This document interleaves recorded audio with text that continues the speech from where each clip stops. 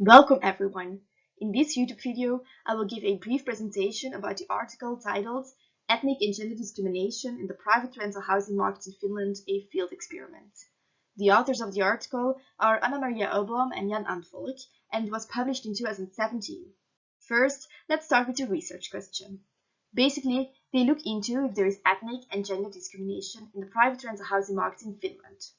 Let's now have a look at the contributions to the literature.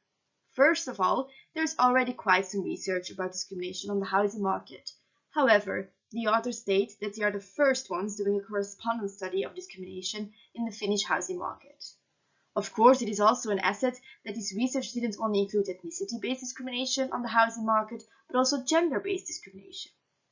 For this research, the authors stated three hypotheses. The first hypothesis is about ethnicity-based discrimination. For this hypothesis, they state that Arabic-sounding names receive less favorable responses than Finnish and Swedish names when sending an inquiry for an apartment in Finland. The second hypothesis is about gender-based discrimination. And for this hypothesis, they state that male names would receive less favorable responses than female names.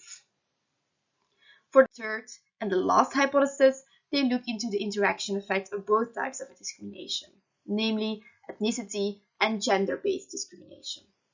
For this, they state that Arabic male-sounding names receive less favorable responses when sending an inquiry for an apartment than Finnish and Swedish male-sounding names. Let's now move on with the data and methods they used. To examine discrimination in the private housing market, they used a Finnish online platform for renting apartments named tori.fi. The study took place between 2015 and 2016. And for examining discrimination in the housing market in Finland, the authors used a correspondence test. For this, they created 6 fictitious email accounts.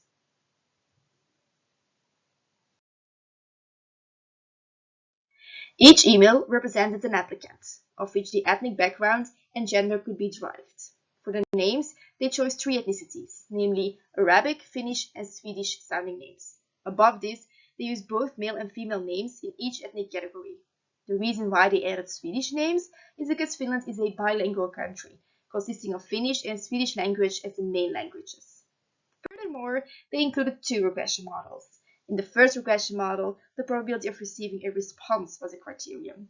In the second regression model, the criterion was the probability of receiving a positive response. In both models, they looked at the main effects of ethnicity and gender and also at their interaction effect. Now, I will guide you through the main results. Keep always in mind, when looking at the results, they make a distinction between the probability of receiving a response in general and the probability of receiving a positive response. When looking at the general response, they partially confirmed the first hypothesis. The results showed that responses are less likely for people with Arabic-sounding names than for Finnish-sounding names. However, this could not be found for Swedish-sounding names. Above that, there was no statistically significant difference between Finnish and Swedish-sounding names. When looking at the positive responses, the authors fully confirmed the first hypothesis, which means that Arabic-sounding names indeed receive less likely positive responses than Swedish and Finnish-sounding names. Again, there was no statistically significant difference between Finnish and Swedish-sounding names. Let's now have a look at the second hypothesis. When looking at the general response, the results fully confirm hypothesis 2, namely that male names receive less likely responses when sending an inquiry for an apartment than female names. This same result was found when looking at the positive responses. When looking at the general response, the third hypothesis is also confirmed. However, the article states even more, namely that Arabic-sounding male names receive less likely responses than all other names. Also, this result implies fully when looking at positive responses. As an extra, they included also the gender of the landlords in the model.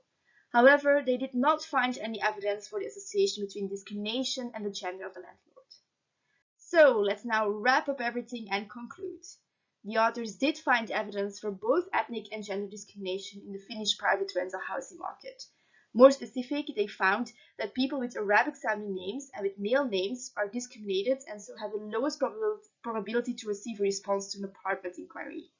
At last, there was no evidence found for the association between discrimination and the gender of the landlord. So, Thank you for watching this video. Have a nice day. Bye bye.